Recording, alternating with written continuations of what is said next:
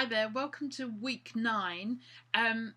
This is just, I'm going to be doing this in 2 parts because I was planning on doing this video this morning, but I've had a computer guy here setting me up a new network, and he was banging and drilling, and so I didn't get a chance to do the video. But I'm going off today to have my hair possibly pink. So I thought I won't scare you all by coming on the video with pink hair. So I'll do this little bit first. Then I'm going off to make my bacon and eggs. In fact, the bacon is cooking now, and because I won't get to have any lunch because I'll be out. And then I'll see you later with my pink hair. So here's my pink hair. What do you think? Never had anything done like this before, so this is a first for me, being so bold and brave in my old age. No, I'm not old, but you know what I mean. It takes a long time to get to that point. So now to get on with the actual blog. Last week I got you to think about why do you want to lose weight? Why do you want to be healthy? In what way do you want to be healthy? And these are the things that will help you getting started. Now, whether it's on keto or some other type of way of eating that will help you be healthy, you've got to discover that and find out what works for you. So this week I want to talk about, and hopefully you've noted that down, but this week I want to talk about getting real, really finding out where you are now. So whether you're going to start now or start at some point in the future, first of all, getting your why in place will help you start to take action, because if you've got a real clear why, then you can start to come round to, well, I'm going to do something about that. So that just helps you get going, even to start with. So first thing, if you have scales, weigh yourself. Write it down in your notebook. If you don't have scales, don't worry about it. You're obviously not worried about weight, or it doesn't matter to you, then it's more on other things, how you feel. Make a note. Then I want you to measure yourself. I measure myself in 27 different places, and if you sign up for my tips, I'll send you a picture of all the places where I measure and a list.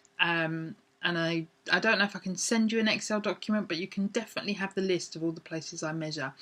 And that's why, if you remember a few weeks ago, I said I'd reduce 13 inches, because over 27 places on my body, that's on average half an inch a place. So measure as many places as you can. Just to give you an example, I'll do here and then here, several places around mid-body and chest, 3 places on my thighs, knees. So there's lots of different places where you can measure. Write those all down. Make a note of your clothing size, whether you're male or female, your shirt size, trouser size, top size, skirt size, whatever it is, make a note of it. Have you had your blood pressure taken recently? What was the reading? Maybe you or someone else in your household or a close friend has got a blood pressure monitor, and you could just take your blood pressure. Write that down. Get as many different measurements as you can measured now, so that when you start to make a change, you can start to see, because some people don't just lose weight.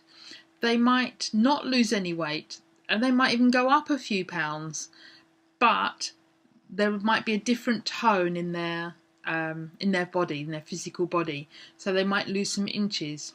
So you need to measure all sorts of ways of knowing how you might be reducing weight.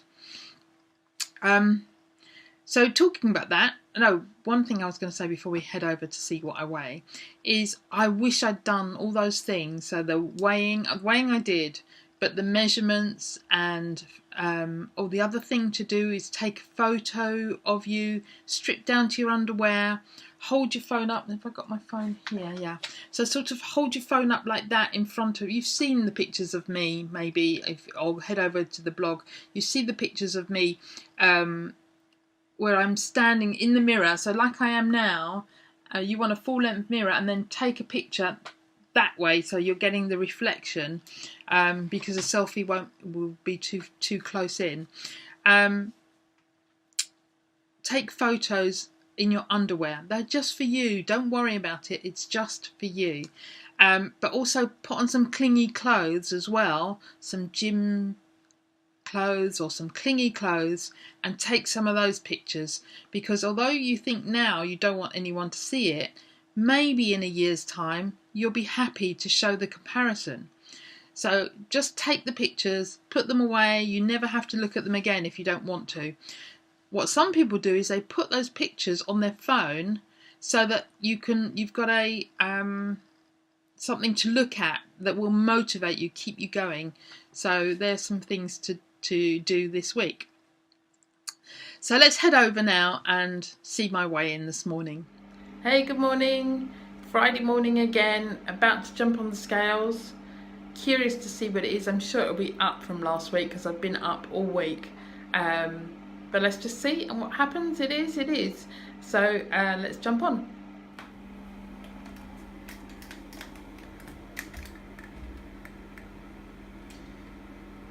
So that's 14.4. That makes it 200 pounds, so it's actually up 2 pounds. So as always, we start with back last June 2017, I weighed 231.8 pounds. Last week, really good weight, 198 pounds. And although it didn't stay there, and this week was actually 200 pounds, most of the week I have been under 199, so it's been around 198.8. And again, on the actual blog you can see the graphs of that. So overall it's a 2 pound gain for the week since week 1, and we're on week 9 now. That's 3.8 pounds, so I'm averaging about half a pound a week, and overall that's a loss of 31.8 pounds, so that's still over 2 stone. My blood pressure this morning was high. Now that was 128/92. I had done my HIIT exercise and it was really hard work. I found it was a new one, found it quite challenging. I couldn't even do the whole 30 seconds of everything. So that's one to keep in and keep practicing towards, but I might only do that once a week. So I'm going to take my blood pressure again tomorrow. So I'm not sure why that was high, but the last few weeks have been a lot lower, so I'm pleased with that. And one thing I wanted to talk to you about this week is McDonald's. Now, when I was young, I'm not sure how old I was, maybe 11 or 12 or something, McDonald's came to London, came to England, and there was only one McDonald's place, and that was on the Holloway Road. No, it's not the Holloway Road. It was in Holloway on Seven Sisters Road, and it's still there actually. And my uncle and aunt came round with McDonald's, and we ate it and went, what's that? It wasn't nice at all, and probably after a half an hour journey it was probably cold as well, so not a great first choice.